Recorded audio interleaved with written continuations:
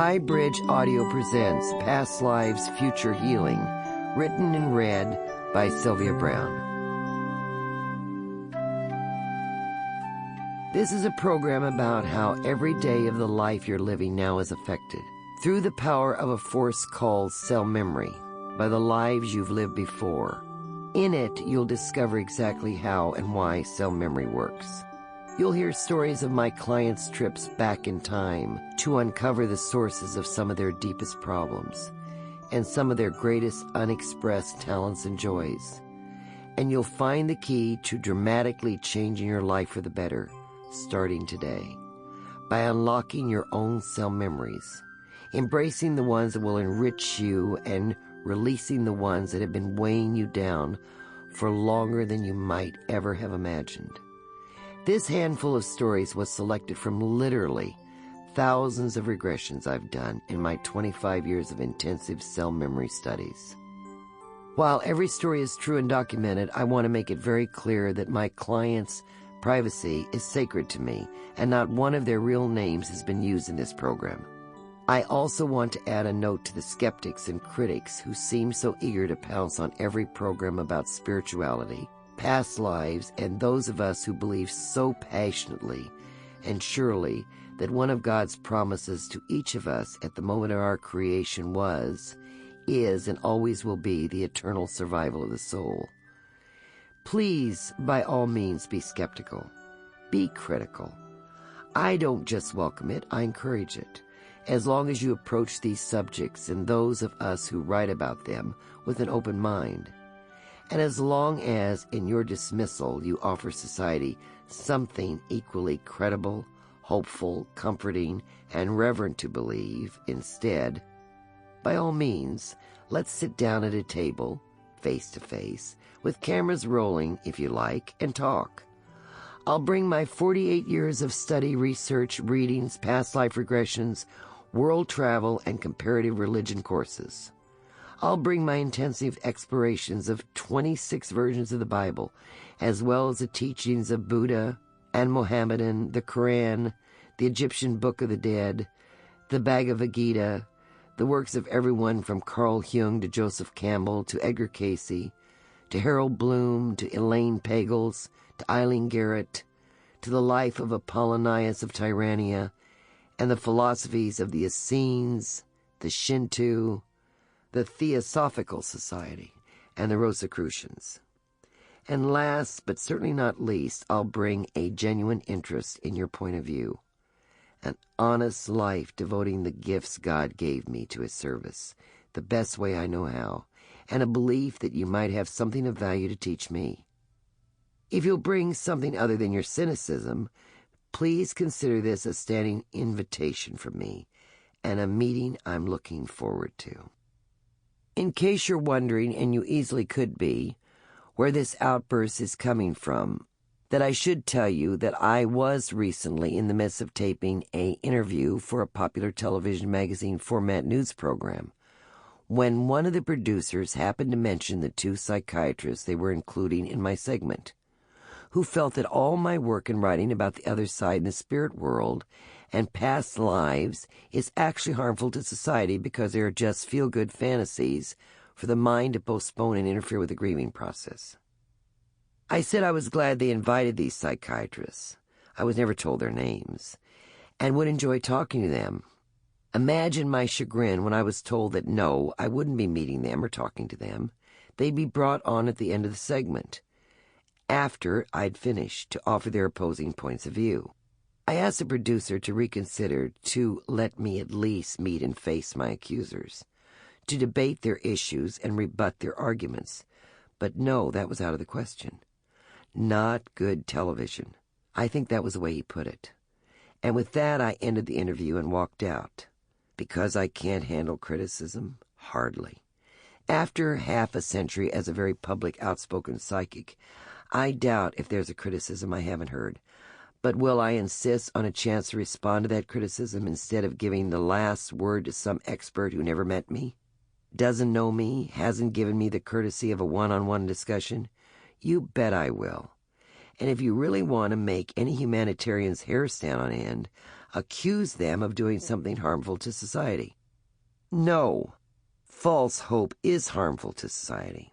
What I offer is what I believe with all my heart and soul to the core of my spirit to be literally God's honest truth. It was dark and cold, the end of a long day, and I hoped as I left my office that I'd make it home before the approaching storm arrived. I was saying goodnight to my staff when I noticed that my assistant Michael was on a call that was clearly troubling him. He looked at me, mouthed the name of a client I remembered fondly from a few years back, and pantomimed that she was crying.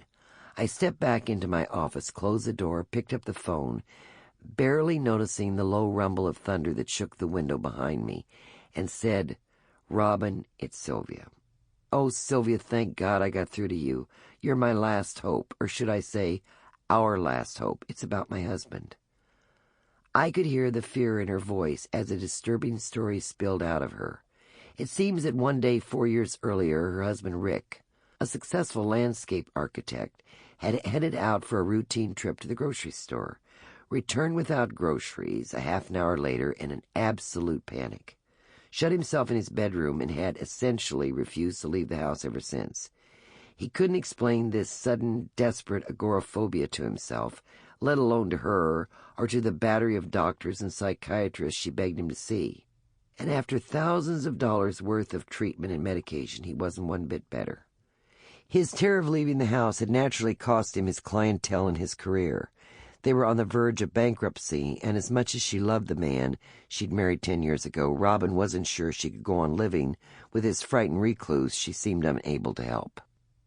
"Please, Sylvia," she pleaded through her tears, "I can't take this anymore, and neither can he. In fact, if this goes on much longer, I'm afraid he might try to take his own life. You know I trust you, so just tell me what to do, and I'll do it." "Can you get him to come here?" I asked. "Forget can. I will," she told me. "When?" "Now, right away. I'll wait for you." 3 hours later, Rick and I were alone in my office while a hard rain fell outside. He was shockingly pale, with the gaunt look of someone whose once healthy body had taken on more stress than it could handle, and his gray eyes looked haunted by a dark, soul-wrenching fear. Like most clients who genuinely want to be helped, he let me lead him easily into a deep hypnotic trance and take him back to the grocery store trip 4 years earlier that seemed to have triggered his breakdown. It sounded unremarkable until he frowned slightly and added, "Oh, and there was a little boy in the produce section." I asked what the little boy was doing. He took an apple and started to bite into it, but his father ran over to him yelling, "Don't eat that without washing it. It might poison you." Poison. A potentially traumatic word. I jotted it on my notepad while calmly asking, "And did that mean something special to you?" There was a long silence before he realized. I'd forgotten about this, but yes, it did. I was 4 years old and my family was on vacation in Mexico. There were some kids playing beside the water in a drainage ditch or sewage ditch or something, and I went over to play with them. But suddenly my dad grabbed me and hollered at the top of his lungs, "Don't touch that water, it's poison." I remember it scared me to death at the time. Poison again, twice in one lifetime, and a father and a young son as well. I didn't have to be a psychic or even all that bright to link those two events. But a parent's admonition to a 4-year-old, no matter how loud and dramatic, doesn't necessarily frighten the child that deeply. So I repeated, "And did that mean something special to you?" Let yourself go farther back. See if you can step past the veil of this life and tell me what, if anything, happens. As strongly as I felt that something else was buried in his spirit's memory, I couldn't help him by leading him to it. He had to find it on his own. "My skin," he finally said. "What about your skin, Rick?" "It's brown, golden brown." "Are you male or female?" "I'm male, tall, very muscular. My hair is long and black, and I have large brown eyes." "Where are you?" "South America, near the coast, on a high hilltop. I can see the ocean in the distance from the courtyard of my house where I'm sitting. What's the year? Without hesitation, he answered, 1411. Are you alone? He shook his head. My advisors are with me. I'm Aztec, a ruler, royalty. We're being served a meal. There's tension, a lot of tension. No one's speaking. The only sound is all of us eating. I can hear our metal goblets on the stone table. Suddenly, without warning, he grabbed his throat and began choking violently, convulsing. Rick, what is it? It's like my throat is on fire. Something's in the food. Oh, God, I've been poisoned. I'm dying. These men have killed me. I sat forward and raised my voice to penetrate his panic. It's not happening now. You're just observing it. You're just watching a moment from a life a very long time ago. You're safe. You're perfectly safe. That's a whole other life, not this one. And you have nothing to be afraid of. In this life you're living now, you're never going to be poisoned. Not ever again. I kept up a firm, reassuring monologue until Rick's choking subsided. His convulsions stopped, and wringing wet, he went limp on the sofa. His breathing slowed and became peaceful. He didn't bother to wipe away the tears that were streaming down his face, and I thought what a relief those tears must be. Rick's wife, Robin, stared when he emerged from my office, and she saw that he was smiling. It was obvious his first smile in a very long time, and it lit her eyes with hope as they hugged. She called me a few weeks later to report that Rick was healthy, happy, and back at work.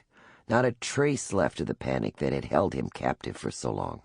Rick's psychiatrist can't believe it, she added, and you should have seen the look on his face when I told him Rick was cured by a psychic. Let me guess, I laughed, having been through this before. The psychiatrist claims I cured Rick with nothing but a post-hypnotic suggestion. That's exactly what he said, she told me. Robin, if all Rick needed was a post-hypnotic suggestion, why didn't his psychiatrist give him one? She chuckled. Good question. I'll pass that along. Better yet, I said, tell him I'm working on a program that will explain how and why Rick was healed, and all he has to do is listen to it with an open mind. To Rick's psychiatrist and to all of you, welcome to the blessed healing power of cell memory. I want you to know, not just believe, but know to the core of your spirit where the truth lives, that you are eternal. The life you're living right now is just a tiny step in the never-ending journey to the unique, cherished soul God created for no one else but you, a step of your own design toward your own greatest potential. Your current lifetime doesn't end in death. It will end with your soul simply freeing itself from your body and returning home to the perfect higher dimension it came from, called the other side. The miraculous gift of eternity means that the singular essence that is you will always, always exist.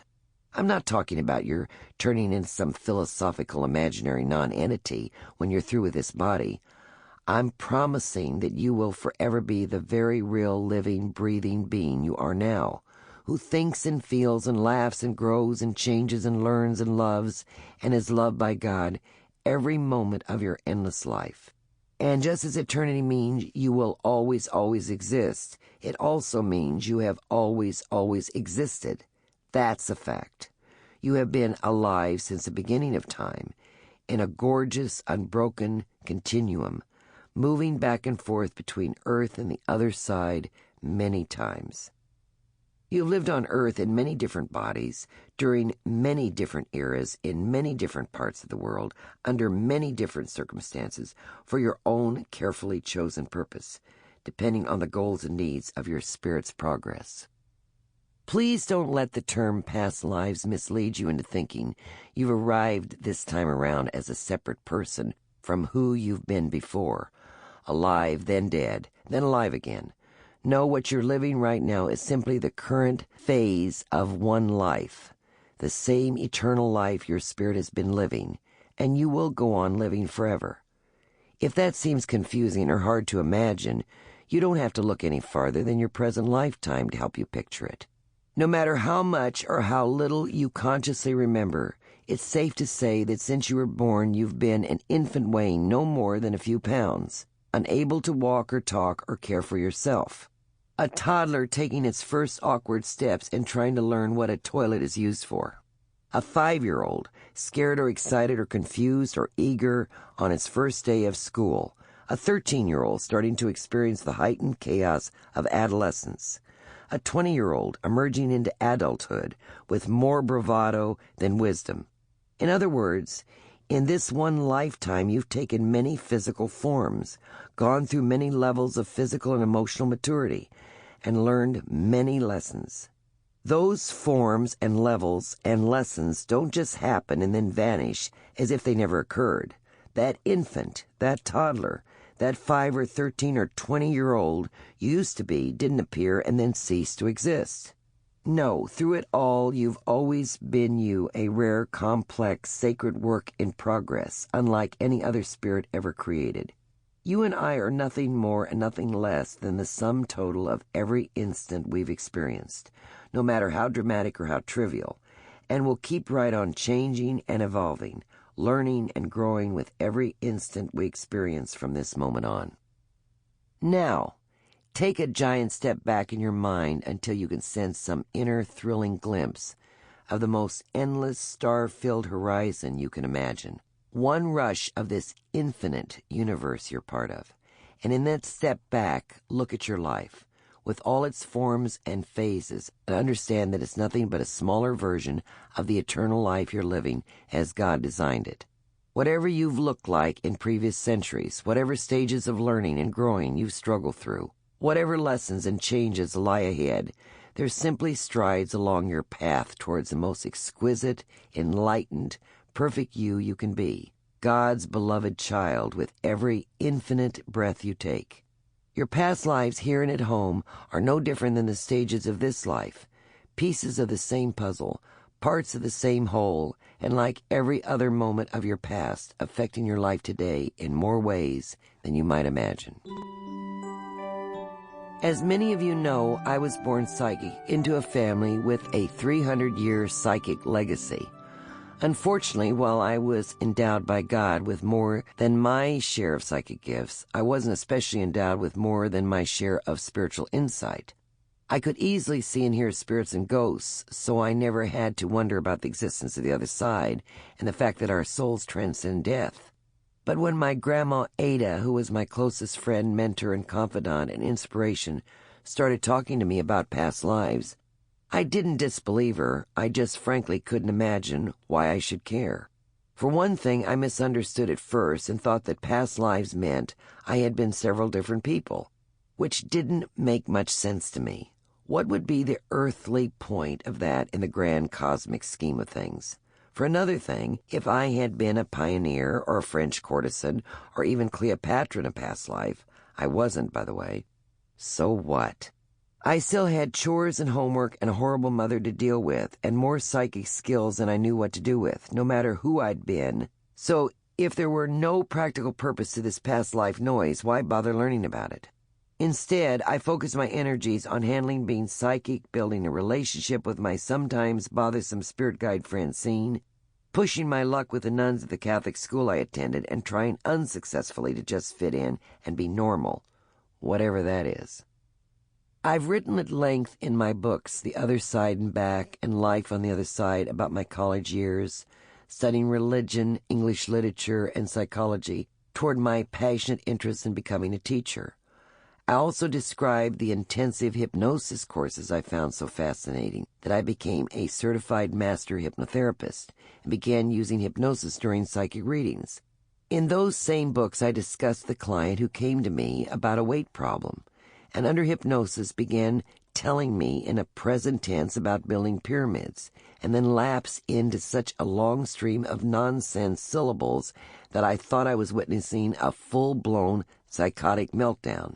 Curious to a fault, I sent a tape of that session to a professor friend at Stanford for his objective opinion, and I was shocked when he called 3 days later to inform me that those nonsense syllables were really a fluent monologue in an ancient Assyrian dialect perfectly appropriate to the pyramid builders in Egypt many centuries ago.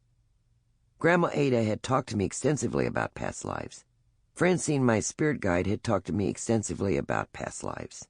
Spiritually, philosophically, and psychically, I already knew that our souls are eternal, which is certainly consistent with the idea of past lives. But not until that gray afternoon 25 years ago, when I saw that shy, plain-spoken man spontaneously relive a life in 7th century BC, did I become passionate about the subject of reincarnation, committed to exhaustively researching it. I read everything about it that I could get my hands on, and studied with hypnotherapists experienced in the area of past life regressions, determined to never again just sit there saying, huh? If and when a client took the opportunity of hypnosis to travel back to another time. I learned to safely guide my clients into the immense wealth buried in their own history, while making sure that 100% of the information revealed came from them and not from me. And to my amazement, I quickly discovered that the information they unearthed was both fascinating and incredibly accurate. By then, I had assembled and trained a small, tireless staff of co-workers, which I formalized into the Nirvana Foundation for Psychic Research. One thing I wanted to establish from the beginning of my exploration into the past life regressions was whether or not any of those past lives were valid. If my clients were using our sessions to spill out a stream of colorful, detailed fantasies, that was fine with me.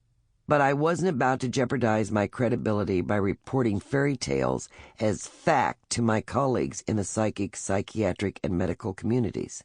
It quickly became my hard and fast rule that I wouldn't document or report any past life a client returned to unless we were able to meticulously verify that life had actually taken place. It wasn't easy. This was many years before computers and the internet came along. But we dived exhaustively into public records throughout the country and at the amazing San Bruno archives in Northern California. When a hypnosis subject described a life as Margaret Doherty in Boston in 1801, with 3 children and a husband who was a cobbler, we dismissed it as fiction unless we were able to prove that a woman named Margaret Doherty had indeed lived with her cobbler husband and 3 children in Boston in 1801. Time and time again, verifiable past lives spilled out of one client after another. My files on them grew into the hundreds, and I was convinced beyond any doubt that we have all lived on this earth many times before and have clear memories of those lives hidden for safekeeping in our subconscious minds. They're just waiting to be released through documented past life regressions. I had proof that our spirits never ever die, which was more than rewarding enough to satisfy me. I had no idea that I'd only scratched the surface of the importance of past lives. So there I was, feeling hilariously self-satisfied by the sheer volume of confirmed past life regressions in my files and their validation of our soul's eternity, when a client named Henry walked stiffly into my office wearing a neck brace. He'd been suffering from chronic pains and spasms in his neck since his early 30s. He explained, and he'd spent thousands of dollars to hear from one doctor after another, that there was absolutely nothing wrong with him. He'd actually come to my office for a reading about a possible career change. But with his permission, I put him under hypnosis for some much-needed relaxation and relief before the reading started. Before I knew it, he was telling me about his life in France in 1790, where as a young widower with nothing to lose, he became a notoriously daring, zealous soldier in the French Revolution, until he was executed at the guillotine at the age of 33. We were both especially moved by his realization that the wife he'd loved and lost in that life more than 2 centuries ago was the same woman he was happily married to in this life, which of course explained why the two of them somehow knew from the moment they met that they belonged together. 3 weeks later, I spoke at a charity benefit, and the first person to greet me when I came off stage was Henry, looking 1,000% healthier and more comfortable without his neck brace. It seems his pain had noticeably diminished the day after he saw me, and on the 4th day he felt so completely cured for the first time in years that he and his wife had ceremoniously burned the neck brace in their fireplace. He was amazed. I was amazed. The only one of us who wasn't amazed was Francine, my spirit guide, who I'm sure was watching all this with a long sigh, wondering how obvious something had to be before I'd be bright enough to put 2 and 2 together and come up with 4. If you've already pieced this together, you're miles ahead of where I was at the time. Chronic neck pain, starting in Henry's early 30s. Doctor after doctor saying there was nothing wrong. A previous life that ended with death by guillotine at age 33. And once we uncovered it, the pain went away. Duh. Francine's policy with me has always been, I can't give you the answers unless you ask the questions. It's harder than you might think to come up with all the right questions. But this experience with Henry finally prompted me to ask her one night. I love proving to my clients that there's no such thing as death. But is there more to be gained from past life regressions than I'm getting? Her one-word answer changed the course of my research, the direction of my work, and the lives of countless clients from that moment on. That one-word answer was healing. I was so exhilarated by the idea that there was healing to be found in past lives that I didn't stop to wonder how it worked or why it worked. I just wanted to prove to myself that it worked. Francine had never lied to me, and she still hasn't. But as she knows better than anyone else, I'm an absolute, unapologetic skeptic. I've never taken her word or anybody else's word for anything. I have to experience things firsthand and test them over and over and over again before I'm convinced, and healing through past lives was no exception. Since the very beginning of my psychic and spiritual work, I've enjoyed very close, stimulating relationships with members of the medical and psychiatric communities, sharing ideas, mutually referring clients, and exchanging theories and research results. Several of these colleagues have been exploring the subject of reincarnation right along with me, and it was shortly after this revelation from Francine that we scheduled a weekend-long seminar about the truth or fiction of past lives and the soul survival. I decided it would be as good a time as any to try a past life healing regression on a random volunteer from the audience. No setup, no rehearsal, no script, and certainly no prearranged ringer ever to fake the experience. Just me and a total stranger giving healing regression a spontaneous try.